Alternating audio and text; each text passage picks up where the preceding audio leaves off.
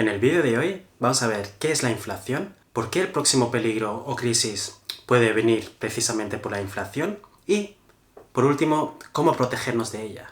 Hola, muy buenas, ¿qué tal? Soy Mike y aquí estamos de nuevo para ayudarte a ti en tu crecimiento personal y financiero.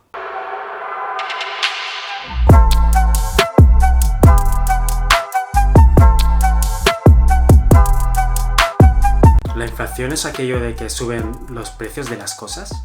La inflación es la típica palabra que habremos escuchado alguna vez seguramente, incluso podemos tener una leve idea de más o menos lo que es. Pero ¿alguna vez te has preguntado qué es realmente la inflación y qué la provoca? Todas estas preguntas las intentaremos responder en este vídeo y al final del vídeo también daré hasta 5 maneras que hay para protegerse de la inflación. Si eres nuevo por aquí y te interesan las finanzas personales, las inversiones y el crecimiento personal, no dudes en suscribirte a mi canal y dale a esa campanita para que no te pierdas ningún vídeo nuevo.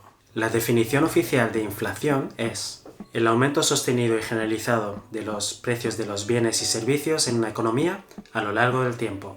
Me he quedado igual, ¿eh? Queda claro pues que tiene que ver con la subida de precios de los bienes y servicios. La clave por eso está en que este aumento debe ser sostenido y generalizado a lo largo del tiempo. No sirve que solamente un producto suba de precio o que este precio suba de forma puntual durante el año. Ha de ser una subida generalizada y sostenida. Por eso también es bastante habitual medir la inflación a través del IPC o el índice de precios de consumo, ya que este índice calcula la variación que sucede en los precios de los productos básicos de cualquier hogar. El IPC abarca la mayor parte de los bienes que consumimos habitualmente, como pueden ser los alimentos, la luz, el carburante, textil y calzado, el transporte, los servicios.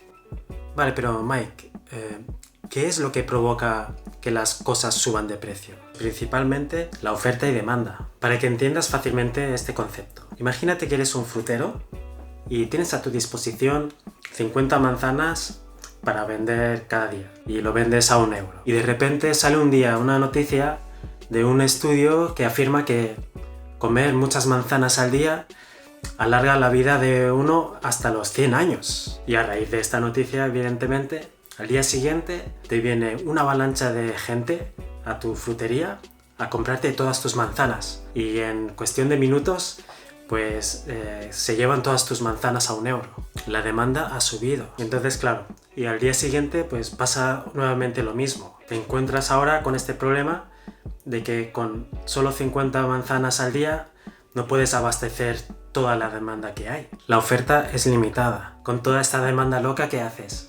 Pues decides subir el precio de tus manzanas a 1,5 €, por ejemplo. A pesar de la subida, sigues vendiendo todas tus manzanas. Y aquí, señoras y señores, acabamos de crear la inflación. Como vemos en este ejemplo, cuando nos encontramos con un aumento de la demanda y la oferta no es capaz de abastecer esta demanda, es cuando normalmente sucede esta subida de precios. Esto también es conocido como la inflación por demanda. Ten en cuenta que si las tornas se invierten, es decir, que en vez de subir la demanda es la oferta que aumenta más que la demanda, lo que estamos provocando es todo lo contrario, es decir, deflación, o sea, una bajada generalizada de los precios. Otra cosa que puede causar inflación son los costes de producción. Por ejemplo, si se produce algo que requiere la madera como materia prima y la madera empieza a subir de precio y subir, pues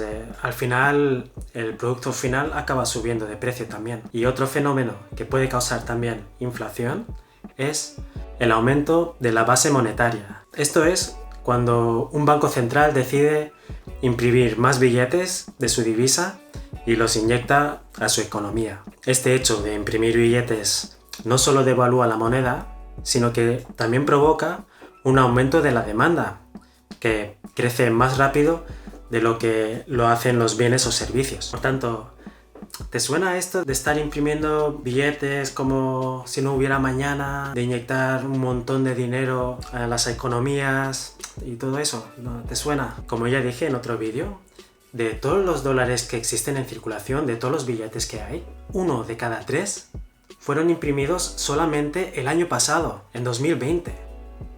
Todas estas medidas y ayudas, por ejemplo, esos cheques de estímulo que el gobierno estadounidense está dando a todos sus ciudadanos, todo esto se hace para intentar recuperar la economía devastada por la pandemia. Pero ahora ya hemos aprendido que una de las consecuencias que va a haber de haber imprimido tantos y tantos billetes va a ser la inflación. Y he puesto a Estados Unidos como ejemplo, pero en Europa también ocurre algo bastante similar.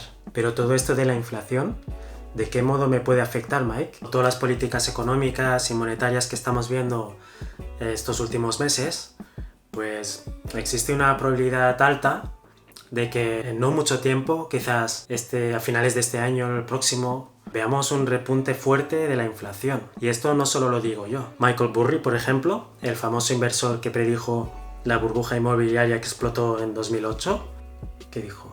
Advirtió desde su cuenta de Twitter que nos preparemos de la inflación que va a venir. Incluso llegó a comparar la situación actual con la hiperinflación que Alemania sufrió en los años 20. No sabemos a ciencia cierta qué grado de inflación vamos a ver en los próximos tiempos, pero cuando eso ocurra, indudablemente el coste de vida va a subir y por lo tanto nuestro poder adquisitivo va a bajar. Para los ahorradores, sobre todo aquellos que guardan su dinero en sus casas o en sus cuentas bancarias, verán bajar el valor de sus ahorros. Piensa que la inflación no es un fenómeno extraordinario que solo ocurre de vez en cuando o tras una crisis y tal. La inflación en realidad siempre ha estado presente todos estos años. De hecho, a los bancos centrales les gusta y les interesa que haya inflación. Hace que impulse la economía. Si no hubiera nada de inflación, es decir, que los precios siempre fueran los mismos,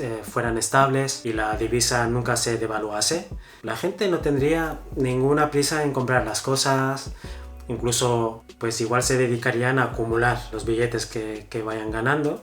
Y claro, si nadie compra, los negocios no cobran. Y si los negocios no funcionan, la economía se derrumba. La economía en general se vendría a pique. Por eso existe la inflación y por eso a los bancos centrales les interesa mucho.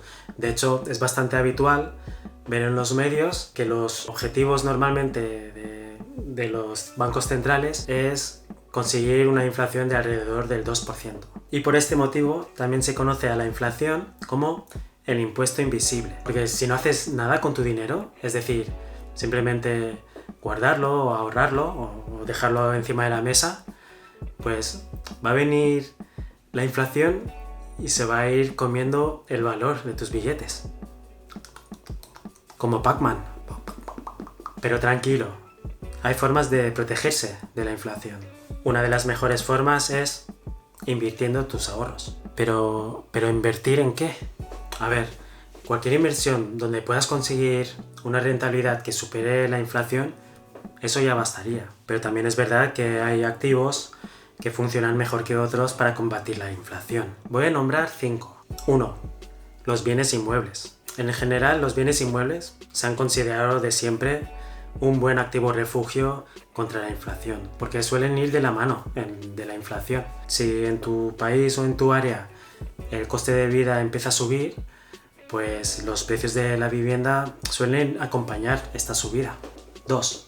La bolsa de valores. En líneas generales, también podemos decir que la bolsa o las acciones aguantan bastante bien el envite de la inflación. Es más, me atrevería a decir que lo que hemos visto en la bolsa estos últimos meses con la pandemia tiene mucho que ver con esto. Tras el batacazo que se pegó la bolsa en marzo del 2020, no solo se ha recuperado en V, sobre todo la bolsa americana, sino que hemos visto muchísimos valores destrozar máximos históricos. Y en parte yo creo que es por la inflación. Toda esta inyección de dinero, los estímulos y tal, pues gran parte de ese dinero se ha trasladado a la bolsa. 3. Oro o Bitcoin. El oro se suele comportar también bastante bien como un activo refugio contra la inflación. Y como el Bitcoin también últimamente se está considerando como el oro digital, pues también podría servir como protección. Ahora, todos conocemos Bitcoin, es un activo con mucho más riesgo, mucho más volátil, así que ojo. 4. Bienes o productos con valor. Cualquier cosa que compres que tenga cierto valor. Coches, por ejemplo, no, porque es de esos productos que a lo largo del tiempo su valor se desprecia. Se desprecia. ¡Te desprecio! Su valor se deprecia a lo largo del tiempo. Pero si un reloj de lujo como un Rolex, por ejemplo, o joyería, todo este tipo de cosas que puedes comprar que pueden mantener más o menos bien su valor, pues todos estos sirven para protegerte contra la inflación. 5. Deuda. What the fuck? ¿La deuda? Aunque suene raro, la inflación sí favorece la deuda. La mejor forma de verlo es con un ejemplo. Imagínate que tienes una hipoteca fija a 30 años y estás pagando una cuota de 400 euros. Van pasando los años y por la inflación el coste de la vida va subiendo, pero esos 400 euros de cuota se mantienen fijos. Por tanto, dentro de 5 o 10 años, todo lo demás habrá subido de precio, pero tu cuota de hipoteca no. Y al final, tu cuota va a parecer más barato. Y no solo va a parecer, va a ser más barato. Ahora, no estoy diciendo que vayas ahora corriendo a endeudarte, pero que sepas qué efectos tiene la inflación sobre la deuda y usa este conocimiento a tu favor. Para ir concluyendo, la inflación es uno de los principales motivos por los que deberías invertir sí o sí. Fíjate en este estudio, por ejemplo, que afirma que solamente el 3% de los ahorradores invierten.